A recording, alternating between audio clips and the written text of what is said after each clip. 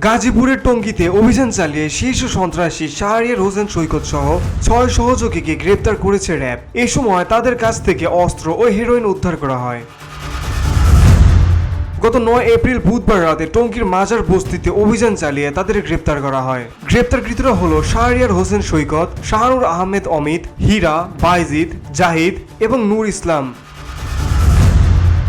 এ সময় তাদের কাছ থেকে একটি রিভলভার, শটগানের 4 রাউন্ড গুলি, হেরোইন, মোবাইল ও নগদ টাকা উদ্ধার করা হয়। জানা গিয়েছে যে শীর্ষ সন্ত্রাসী শাহরিয়ার হোসেন গত 5 আগস্ট বৈষম্য বিরোধী ছাত্র আন্দোলনে গাজীপুর এলাকায় ছাত্রদের উপর হামলার নেতৃত্ব দিয়েছেন বলে জানায় র্যাব।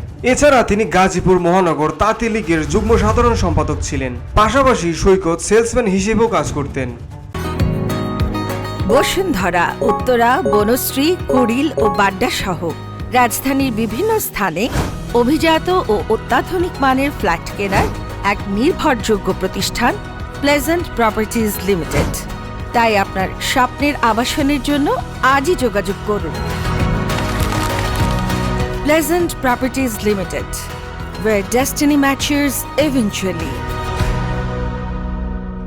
মেজর 1-এর company commander major Mohammad Ahnaf Rashid bin Halim জানায়, শীর্ষ সন্ত্রাসী শাহরিয়ার হোসেন সৈকত বিভিন্ন সময় মাদক সম্রাট রবিউল ইসলাম বাবুর সহযোগী হিসেবে অস্ত্রসহ টঙ্গী এলাকায় শোডাউন সহ মাজার বস্তির বিভিন্ন স্পটে মাদক ব্যবসা করে। এর আগেও যৌথ বাহিনীর অভিযানের সময় সে পালিয়ে যায়।